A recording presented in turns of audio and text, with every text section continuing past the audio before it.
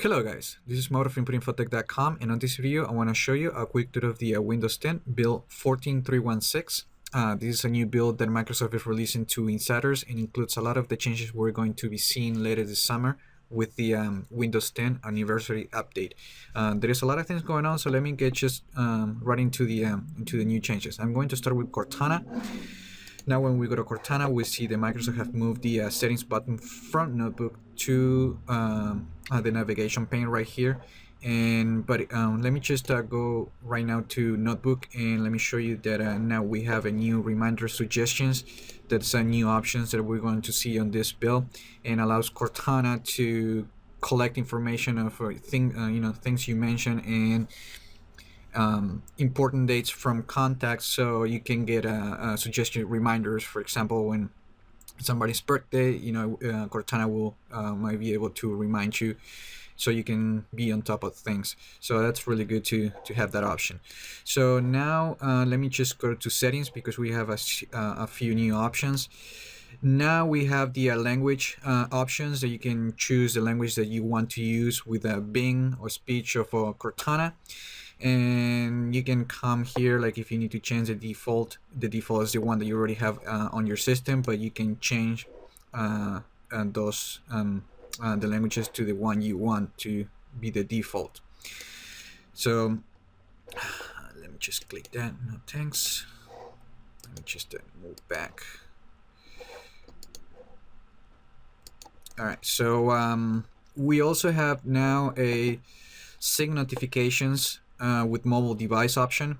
With the Windows 10 anniversary update, Microsoft is trying to make Windows 10 more cloud connected, and so you're gonna be able to do more things between devices. One of the things Microsoft is doing a lot of changes is on notifications. So you're gonna see a lot of changes on the Action Center and Cortana syncing a lot of this information. So here's the first step that we're seeing right now, and this option comes enabled by default. And this option actually it's related to the send notification between devices. Let me show you that if we turn that off, it will actually turn that send notification between devices option off as well. And if we turn that on, it will enable that option as well. So right now, what's going to happen is if you have an Android device or a Windows 10 mobile, if the battery it's slowed on that device on the phone, you will get a notification on your desktop, and so you can that you have to plug the phone in. We're gonna see more changes, more notifications coming through from apps and phone calls and text, but a lot of the changes are gonna come in later builds. All right, so another feature that it's included on Cortana now is that you can actually ask Cortana to find your phone or ring your phone if you lose the device.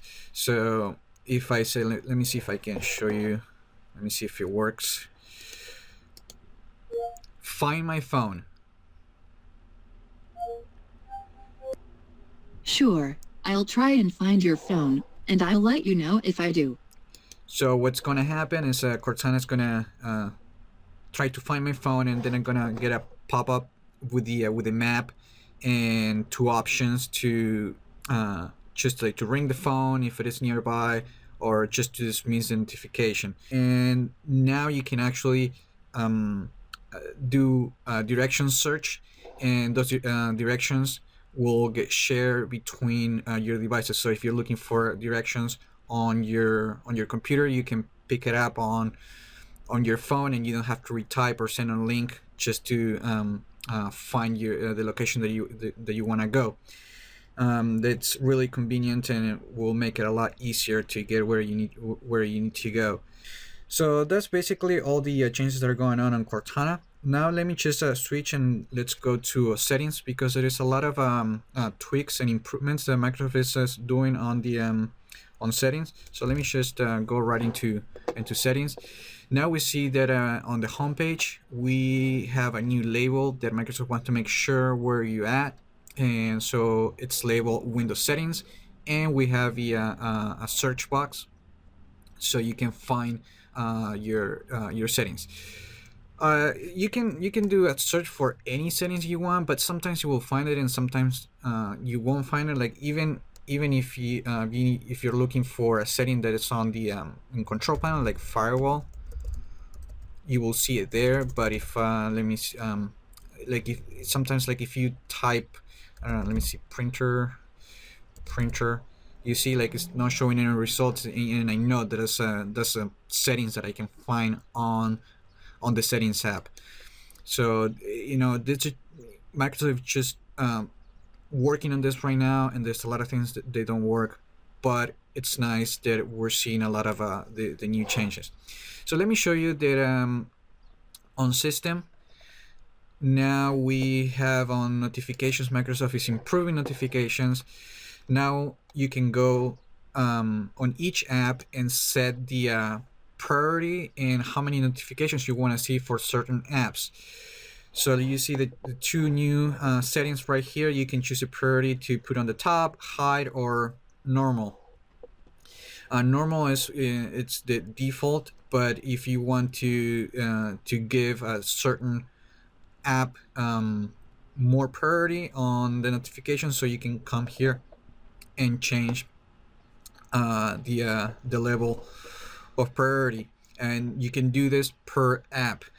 And we can also change the notifications number that you want to have visible in Action Center. By default is 3, but you can go as low as 1 or you can go as high as 20. All right, so those are the changes coming to notifications and actions right now. And now let me move to battery. Microsoft renamed this section from battery saver to just battery, because this section includes everything that have to do with battery, and not always just about improving the battery life. You can change some other settings as well. So now we also have an improved battery usage by app page.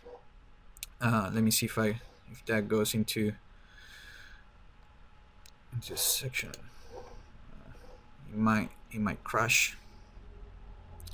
All right, no, right there. So before you needed, if you needed to like get some more information about an app and how much battery was using, you needed to click and it will take you to a different page. But now you can just click and you will get the information right from the same page, and you don't have to jump from page to page just to like get some a little bit of information. And there is a new options available on on a few apps, or just the apps that are supported, like the universal apps, like we see like Cortana right now. We have you can change the options of how we want Windows to manage the battery for that with that particular app. By default, it will be managed by Windows, and this new feature allows the operating system to temporarily shut down the app when it needs to save battery, but it also allows Windows to shut down the app and just keep it shut down if it detects that is a high battery drain on your system.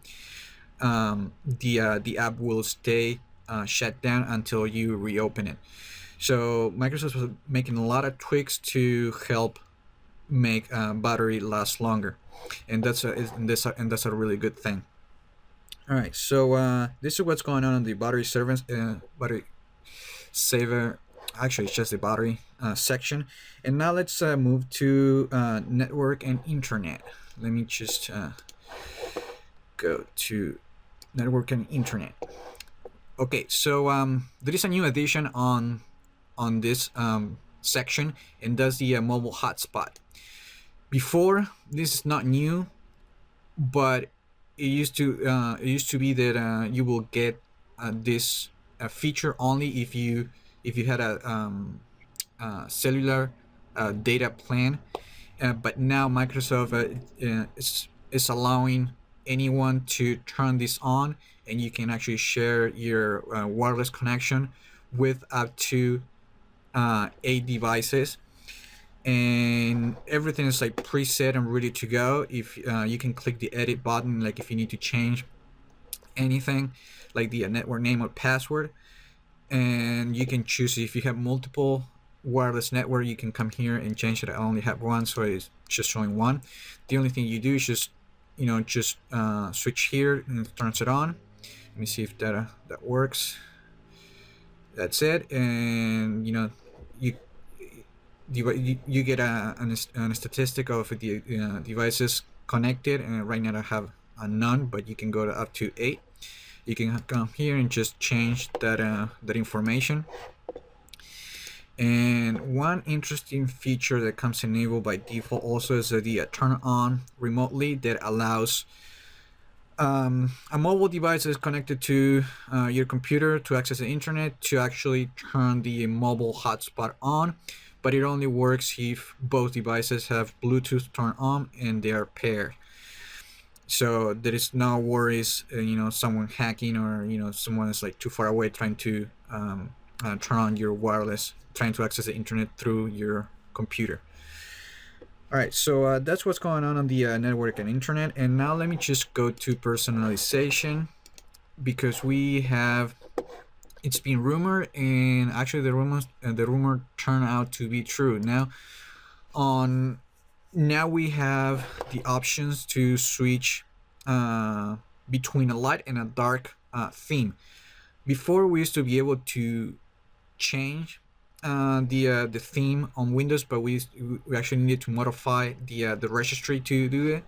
The Windows 10 Mobile and Windows Phone 8.1 had this feature for a long time, but Microsoft actually it's bringing that feature also to the PC. So now the only thing you need to do, like if you like to like get the dark theme, is just come to personalization colors and click the dark option, and right there you will see that everything changes. Now some apps like the Microsoft Edge and like Group Music and some other apps, they have their own theme option. So depending on those settings, they might not change into the dark theme, so you have to go and do it manually. But for the most part, like if you let me see if I open calculator right now, you will see that it actually changes. Like pretty much everything changes to the dark theme, and the file explorer and everything related to the traditional Windows won't change color. We might see that in the future, but we still don't know. There seems also there is like a little bug, because when you switch to a dark theme, you will see that the title bar will not change automatically sometimes. So you might have to close and reopen the app to see the change. Also, Microsoft is adding a new option to show color on the title bar. That is separate from the show color on Start, Taskbar, and Action Center. So we can have those separate. Let me see if I can show you really quick. You see now the title bar has color. If I turn that off, we'll see we don't have any color anymore. So that's a tiny few addition that Microsoft is adding. So that's really nice to have. And let me see if there is anything else on the lock screen, on the start screen. I don't think so. No, there's no new changes. Now let's go back to, there is some other changes on update and security. Now the Windows Update, Microsoft is making some changes on the update section. Now we have a new link to go to the update history, so we don't have to actually go to the advanced options to get the same link. So Microsoft bringing a lot of the settings forward, so we don't have to jump from page to page just to find certain areas of settings, which is good. It's simplifying things. Another really nice addition for on this build that you're going to find is active hours. Active hours allows you to set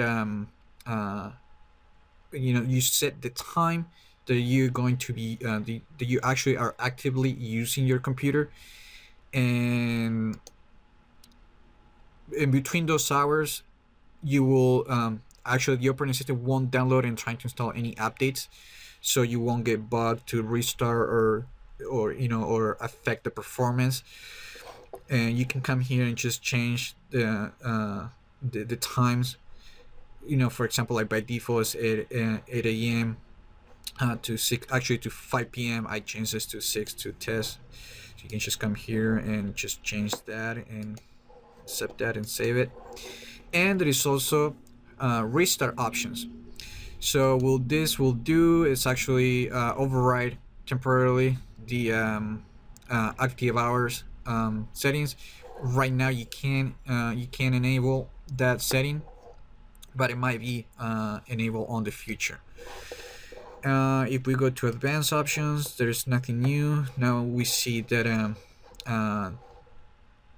we don't see anything. That there is no changes. The only thing is that the update history link is not there anymore. Now let's move on to activation. Nothing has changed. The only thing they added is a registration field right here that actually tells you how how Windows 10 is actually registered, and that's it. So you get a little more information on that. Now on the for developers section, there is a lot of things going on. Before we used to have only these three options, but now we have the enable device portal. You can read right here. So I turn on remote diagnostic over local area network connections. You can turn that on. All these options are aimed for developers and not for the regular users. If you're a developer, you can come to this section and get a lot of new options. If you're just a regular user, you won't be using this at all. Now there is also some Windows Explorer settings, and we can change some remote desktop settings and PowerShell settings. One thing that you're going to be wanting to come here and do is turn on developer mode, and you will need to you will require to do this if you want to try the new Bash on Ubuntu on Windows, so you can get the Linux command line tools on the operating system. And this is just one step. I'm going to show you later on how to do that. So that's pretty much what all the changes going on settings. And now let me just jump into the Microsoft Edge web browser. There are a few things coming on the Microsoft Edge right now. There's not a lot of changes, but there are a few tweaks and improvements that Microsoft is doing.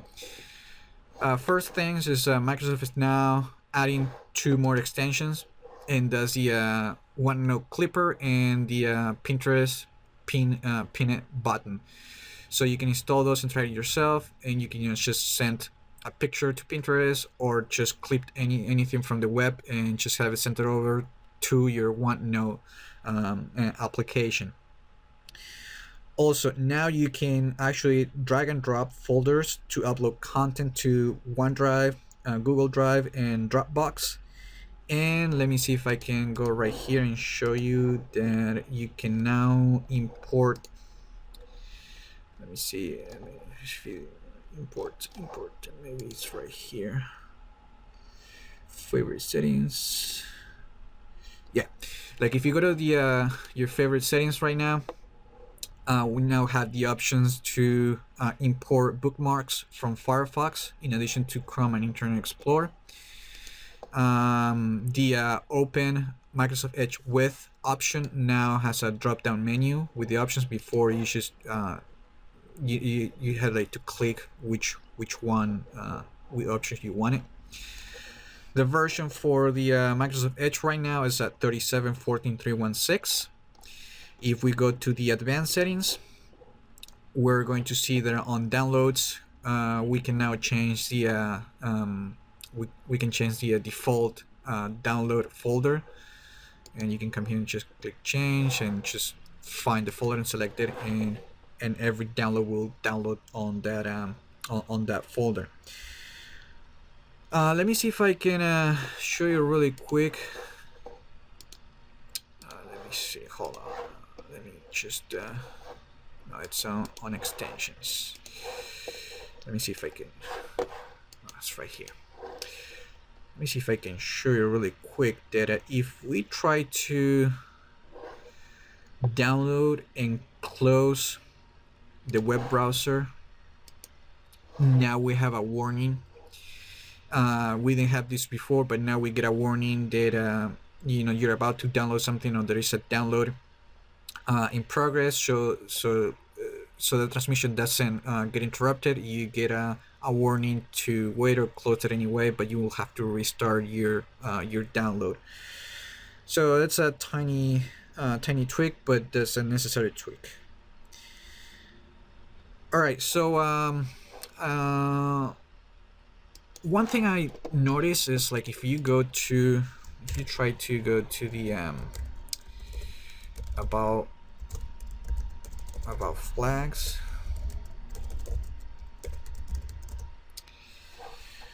this wasn't enabled by default, but now we can actually enable the web notifications, so you can get notifications from different sites on the Action Center.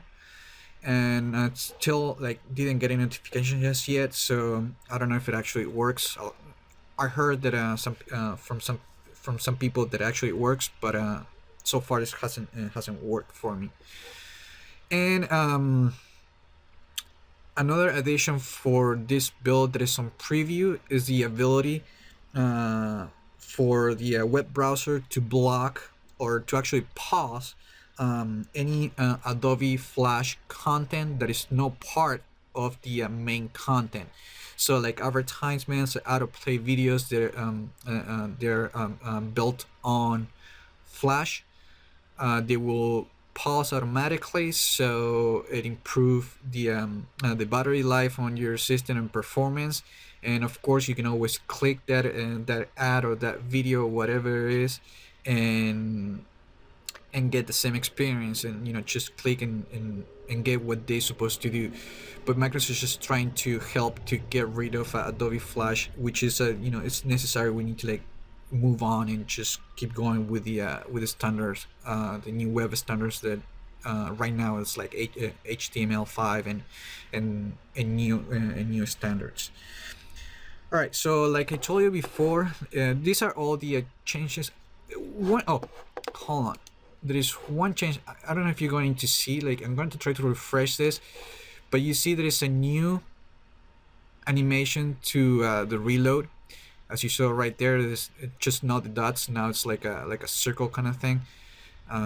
It's just a tiny thing, but it's new on this build as well. Okay, so let me just move out of Internet Explorer. Microsoft Edge browser. I'm just gonna close it anyway. And now let me show you that now we can. Another addition that Microsoft is including on this build is the Bash tools from Ubuntu. And basically it allows developers to use different tools that they use in Linux, command lines and stuff like that, so they can use that on Windows, and they don't have to use the virtual machine or anything. They can just come here and use a command prompt and just type, like, let me see, bash, and you will get the Linux command prompt, and you can start doing a lot of things related to your work developing for the web, because Microsoft is adding this tool actually for developers. It's now that you're gonna be able to use Linux commands to control Windows. Actually, you can actually Bash will not interact with any Windows application or settings or anything like that. Neither Windows will be able to to actually modify anything on the Bash side. And Microsoft also making clear that you shouldn't be using this as a server solution to host a website or anything like that. It's just a tool for developers so they can test their code and make sure that it works across platforms, either Linux, OS X, or Windows. And Bash on Ubuntu, it's not a virtual machine or an emulator. It's natively installed and created for Windows. Actually, Ubuntu, Microsoft partnered with Canonical, which are the creators of Linux Ubuntu, and now they're bringing the Bash commands and all the tools to Windows natively. So it's really cool. This is, I think, one of the biggest features that we're going to see, at least on this build. If you want to install this, by default it doesn't come installed, but you will have to, like I show you, you have to like come to the settings and go to developers, for the developer section, and just to enable the developer mode. And after you do that, you can right click on the start menu, go to programs and features, click the Tron Windows features on and off, and then you come here and you see a new Windows subsystem for Linux. It's in beta. A lot of things don't work, so make sure that you know that before you install it, because your computer might break or something's gonna happen. So it doesn't work really well right now.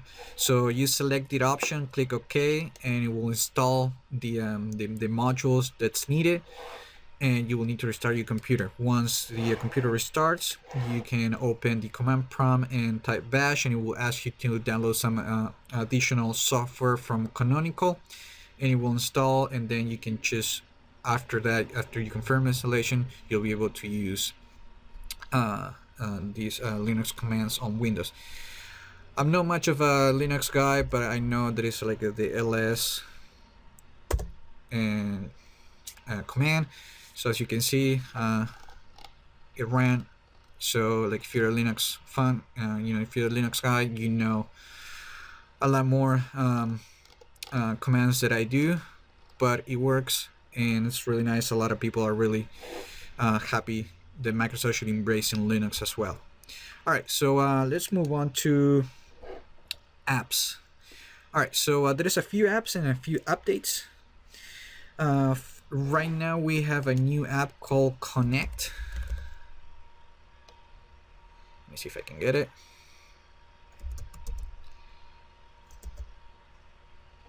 Connect. So this app actually we're going to allow is if you have a Windows 10 mobile device that is actually capable of Continuum, so you can bring your phone screen on your PC, and it's like kind of like remote access, and you don't need like a Miracast adapter or a dock.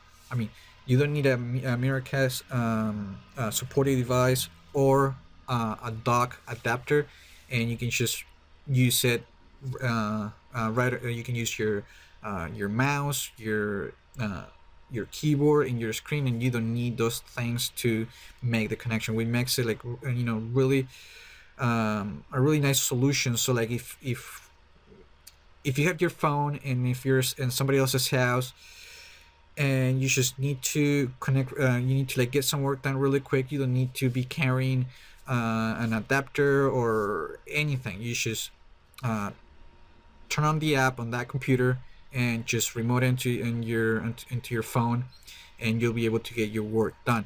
Let me see if I can show you really quick. So basically you have to go to your phone. If you had a Continuum enabled phone, you just open the action center on your phone and tap connect, and you'll see and then you actually launch the app, and then just tap your computer on the screen from your phone, and it will start connecting. And right now it's going to Lumia, and there you go. So now I have access to my phone remotely, as you can see right here. And I don't know if you can see, but it's like it's really slow, and you will notice a lot of flickering. But we need to understand that this is on development, and there's a lot of work to be done. So once you're done, you click disconnect on your phone, and that will disconnect it from the Connect app. All right, so that was Connect. Now let's. There is a Skype universal app preview. It's it's in the early developments. It looks pretty much the same as the Skype for desktop. Let me see if I can get that one.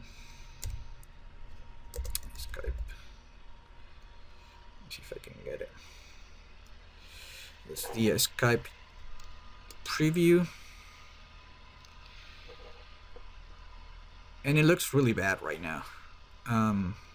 There is some.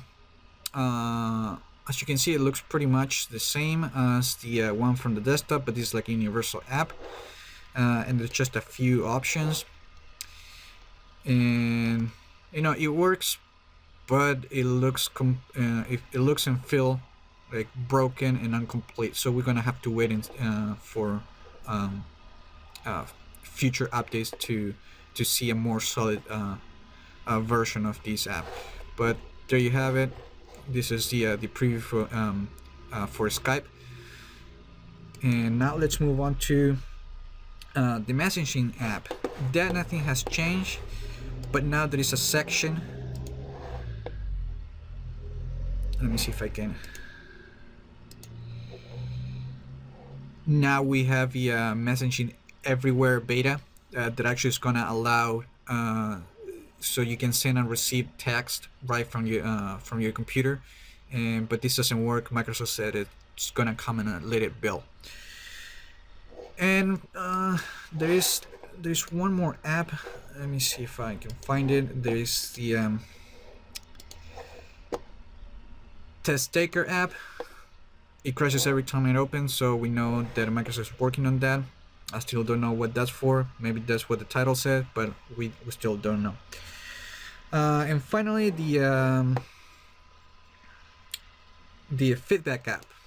Feedback app now has been updated just a little bit, and now you can actually go into the feedback tab and actually comment on some of the feedback. And you also see comments from Microsoft employees, which Microsoft call those comments those sticky comments. And that's pretty much all that's new on the feedback hub app. And I don't know why it's not working. Let's see if there's something going on. Let me see if I turn this off. Let me see if I can open again. Let me see if to share really quick. Let me see. Let me see if there are comments. There you go.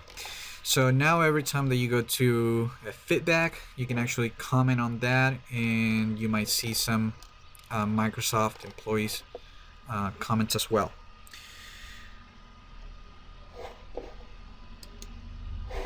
Now if we go to virtual desktops, we click the task view button.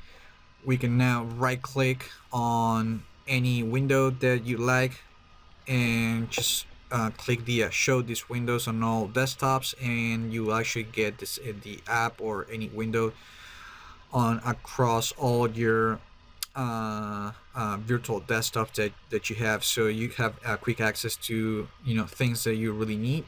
For example, your mail. You can be working on a lot of projects and different desktop, but you always need to get to your mail quick. So that's one way that Microsoft is bringing that to you.